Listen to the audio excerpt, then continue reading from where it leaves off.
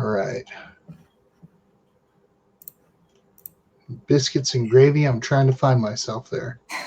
All right. Let's see. Looks like we are live. Yay. Which is good. Yeah. And I see myself bobbing my head around like a nut. So let's see. So we quickly share this out.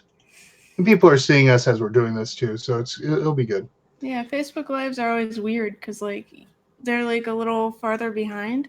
Uh-huh. So like we say things and then people ask questions and yeah. Oh yeah. There we go. Let's see here.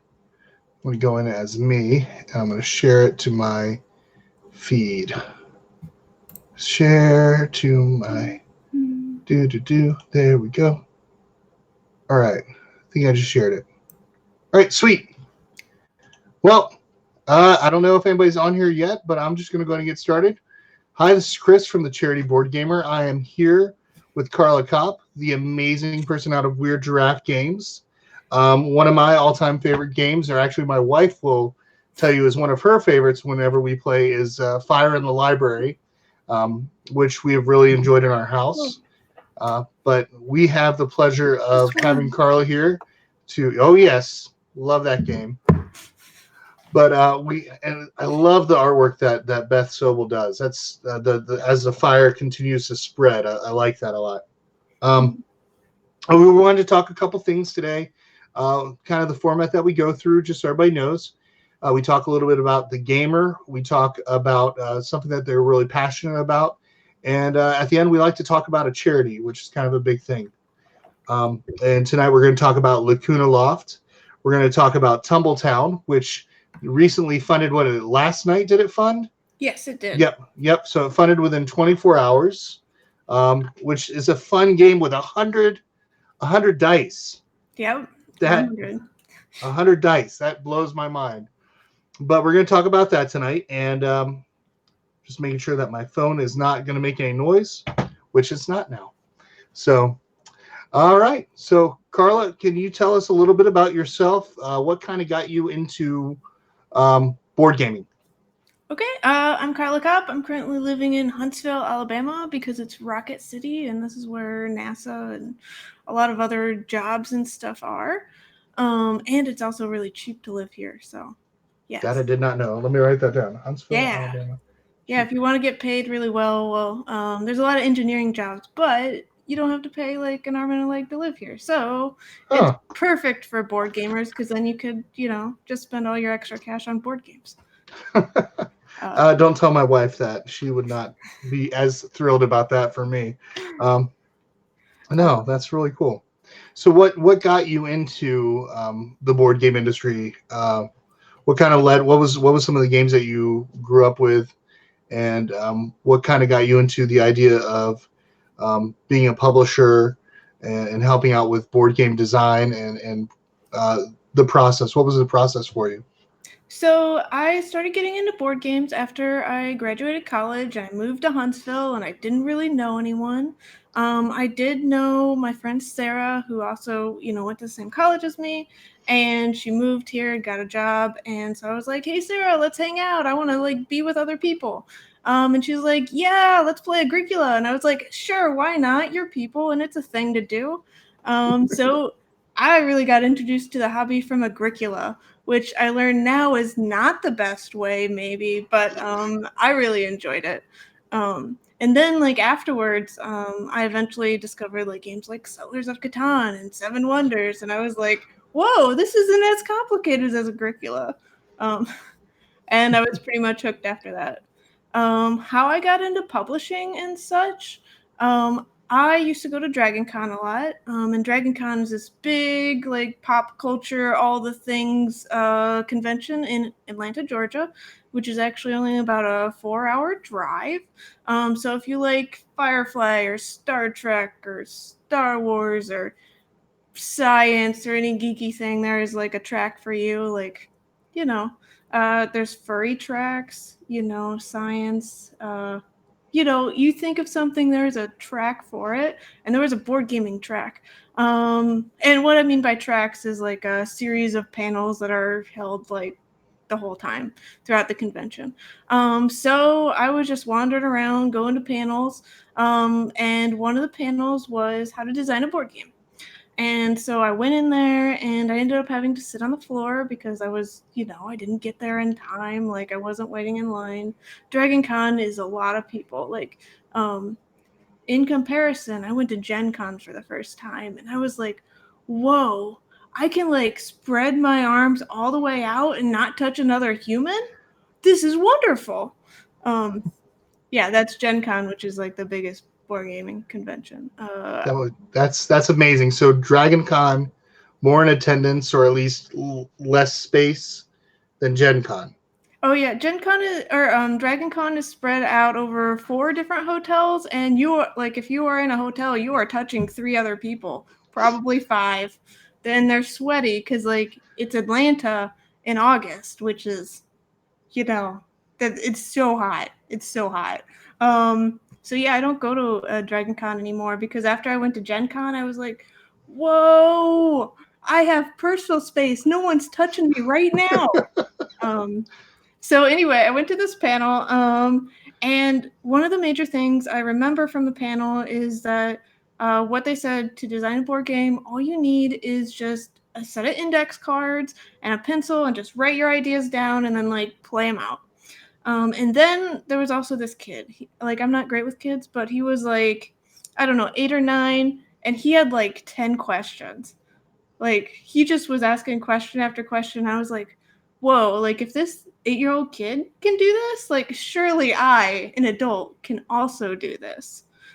So on the way back, 4-hour drive, I was just like, hey, I went to this game design panel and I have these index cards and they said I could make a game. So let's make a game. And we started writing things down and we got like the first ideas out for what turned out to be my first game, Super Hack Override. Um, and yeah, well, what happened after that was I put the index cards down for like 4 months, and then I picked them up again, and I was like, oh yeah, this is a thing. Let's try it. Um, and we played it, and I was like, whoa, it is a game. And then like I was like, oh like whenever you playtest a game, it's like, oh well, like if you change this, it could be better. So like I was like, okay, let's play again after like I crossed some stuff out and changed some wordings and stuff, and I was like, here's the new version. Let's try this one.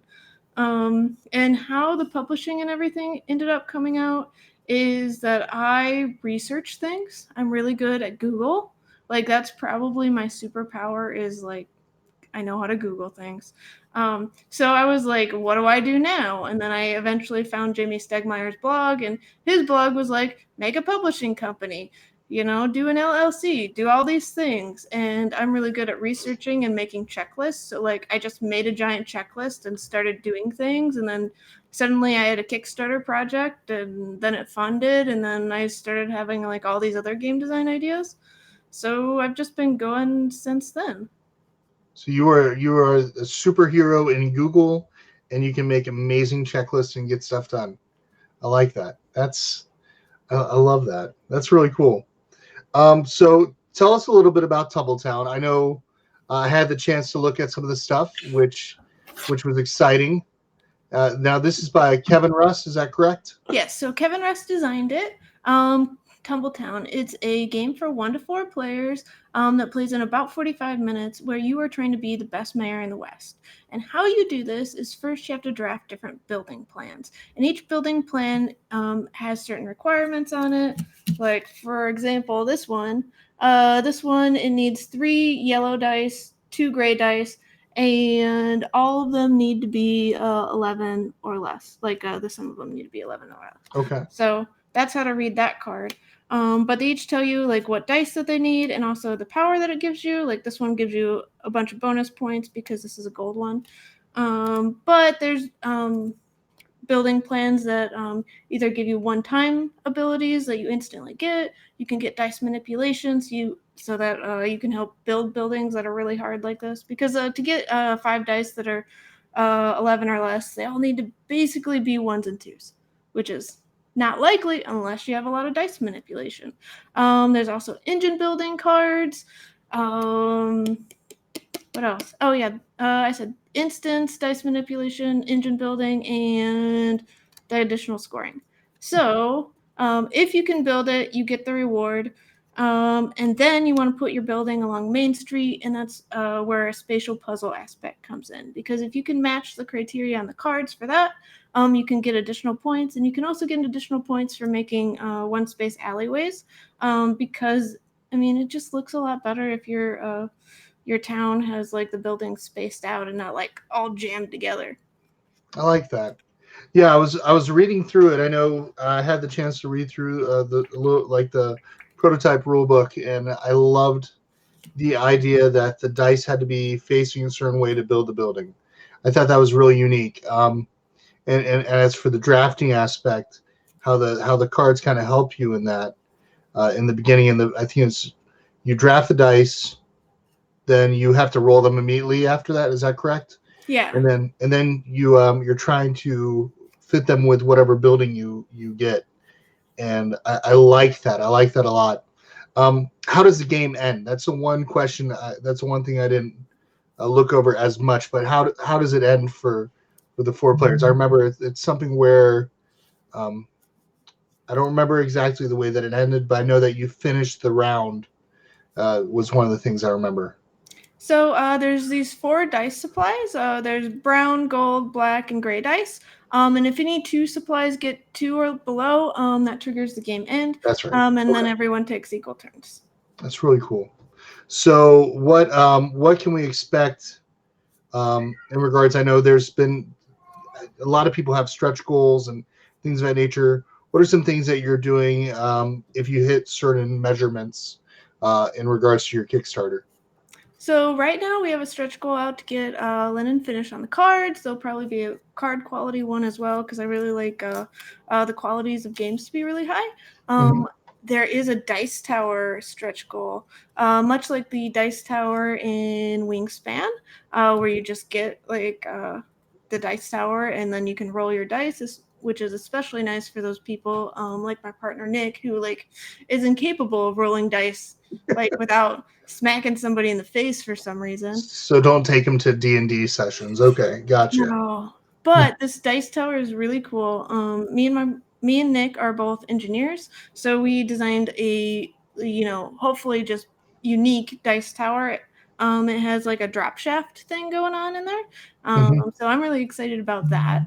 And I'm also really excited about that stretch goal because we're going to have the backers vote on what the like image around the dice tower is going to be, Mm-hmm. because it could be like a cacti or a tree or a building or whatever the backers want. Um, Now, one thing I wanted to ask, I saw recently, I think it was on Facebook, you were asking people about maybe some extra buildings or extra building types. Is that correct? uh, Uh, Go ahead. yeah. Wanted to hear a little bit more about it.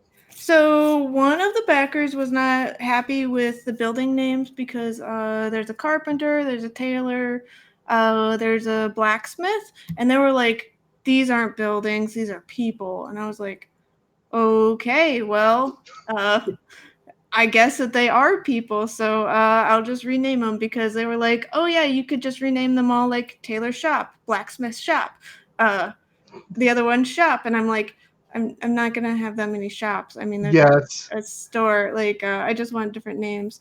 But if we also get more names to different things, then I can just make promo cards. Because that's one thing I like to do is like lots of promo cards. Like I have this one, which was a promo card from PAX Unplugged. So anyone who hung out with us at PAX Unplugged got a PAX Unplugged promo card. There's lots gotcha. of birds. So, when is this going to release now? Now it's funded. When are you planning on having it released to the public? Or when are Kickstarter backers going to go ahead and see it? And when is, say a family of five going to possibly go walk into a store and be able to maybe get a copy of it? Because I know Fire in the Library is selling like crazy right now at Mm-hmm. the store, but I'm eager to see Tumbletown sell in retail as well. So So that is an interesting question. That will happen sometime between September 2020 and I don't know, June 2021. Well, Okay. because these things like one, there's coronavirus. Is that going to become a worldwide pandemic? Yeah, it's Maybe. a little scary. That's very Uh, scary right now. like, and what I mean by that is like actually like a worldwide pandemic because like if it gets to the US, we have very poor like I don't know, work-life balance things. People go to work when they're sick, which is bad. Yes, they do. Um Yes, they do. yeah. Yeah. So that could like mess up a lot of things and just make people panic about well, people panic when there's things like pandemics. I Yeah. Yeah. actually like I don't think I've lived through one, so No, oh, other than who the board knows? game, yeah. Other than the board game, I haven't lived through one. So Uh, no. yeah, but there's also things like I might have to move. Just delays that can happen because like with manufacturing, like the manufacturing quotes always say like this takes between 30 and 60 days, and then boats take between 30 and 60 days, and it's like well. This together could take 60 to 120 days, so Very, very we'll true. we'll figure it out when we figure it out. Well, like with Big Easy Busking, that was supposed to like be delivered already. Well, my I always like put out the delivery dates. But I had thought like it was going to be picked up by a boat 2 weeks before it actually was picked up by a boat, and then like it stayed in customs for an extra couple days, Mhm. and it's just like things like that. Like everything that delays it just a little bit more. Mhm. Um, so yeah. Well, and also I'm like super honest, and I don't know the future, and I'm like, I'm not Hey, in China. I'm that's not good. on that boat. Yeah. Like, Well, and all we can do is really just pray for those people that there's some good doctors over there and that we're able to at least give support where we can here in the US. We're very fortunate. So, but like you said, yeah, a lot of families when they're sick, they go to work no matter what because it's just one of those things where people got to put food on the table. It's well, what a lot and of people. like they can't. Like Yeah. sometimes like I've had part-time jobs where I'm like, "Hey, I'm sick. I can't come in." And they're like, "Do it anyway or you Oh lose your yeah. job." And it's like, "Okay, I guess I'm making pizzas and I'm coughing and stuff, but Life of a yeah, restaurant server right here. So yeah. yeah, it's Yeah. like that's not good for anyone." No. But yeah, we'll Yeah. see what happens. Well, another thing I want to ask you about tonight was about Lacuna Loft. Did I say Mm, that right? Because I want to make sure I said it right. I believe so. Okay. But Lacuna Loft, I wanted to ask a little bit about that. I know I was looking at the charity, and it's something that you said that it was something that you were interested in, that you support. And I just would like to hear a little bit about that and how maybe a little bit information about it, as well as where people can possibly go to support the charity as well. Okay, so I think to support the charity, they can go to lacunaloft.org, which is LACUNALOFT.org.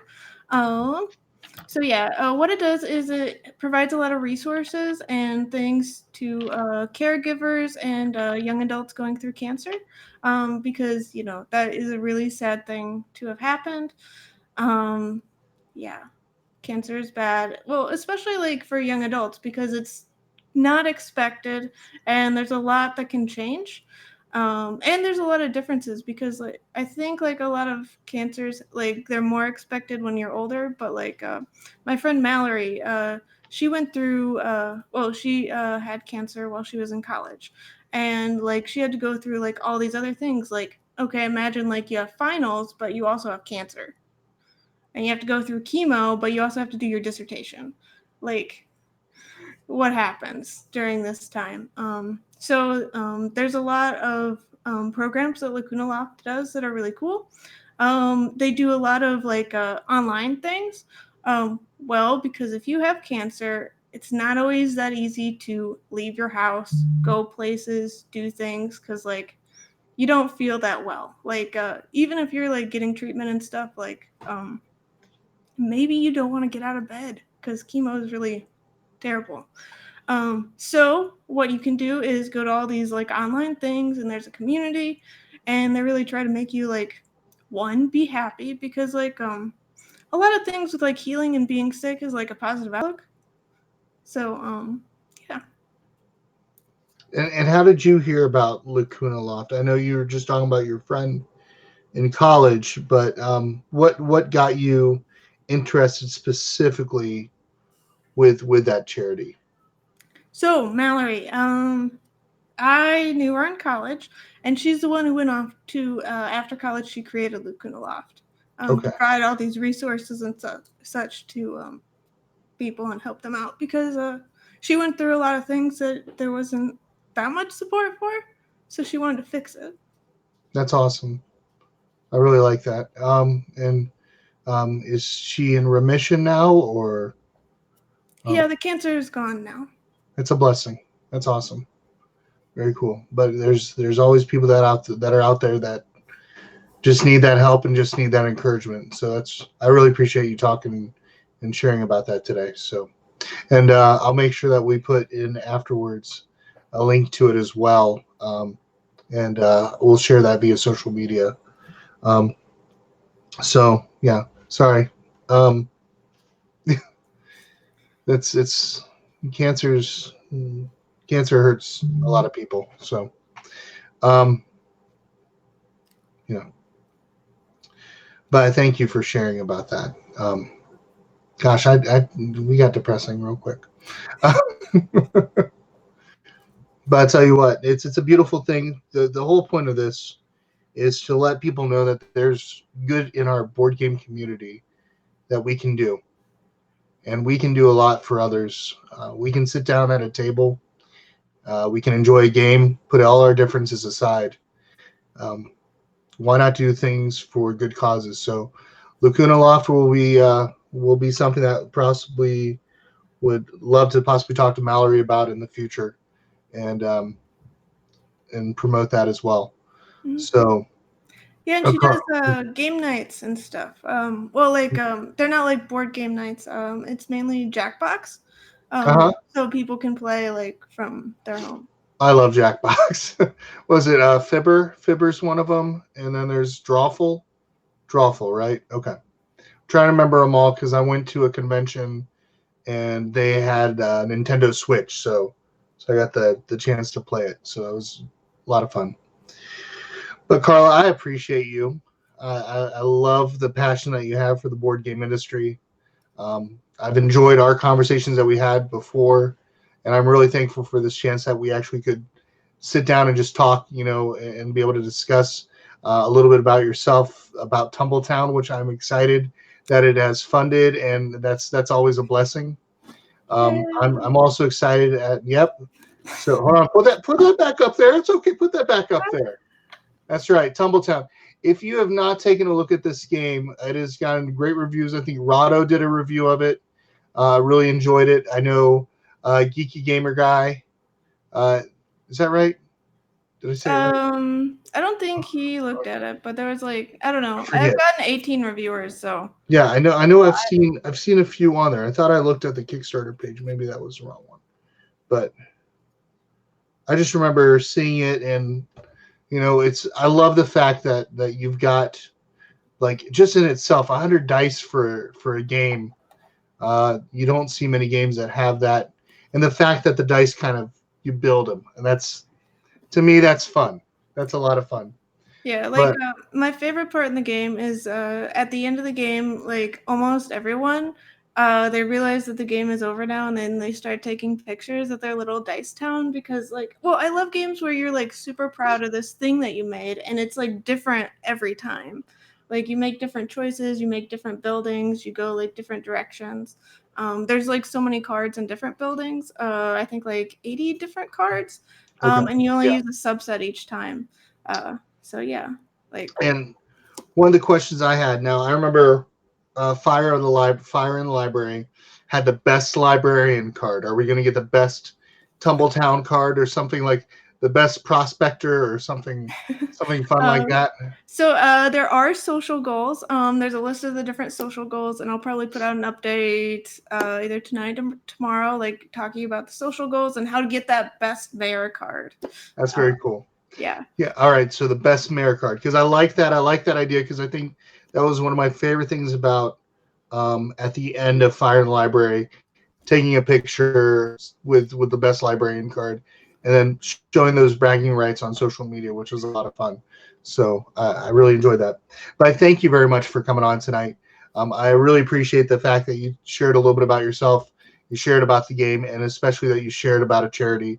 So I want to say thank you. Thank you all that are watching and who are watching in the future. Remember, Tumbletown right now is on Kickstarter. It is fully funded. So get on there. If you haven't funded it yet, there's nothing to worry about. It's funded. Go on there and support a great company. And also, if you have a chance to meet Carla, take the time. It's a lot of fun. I've had a good time talking. Maybe I talk too much, but but I'll tell you, I've really enjoyed talking about this, especially about charity.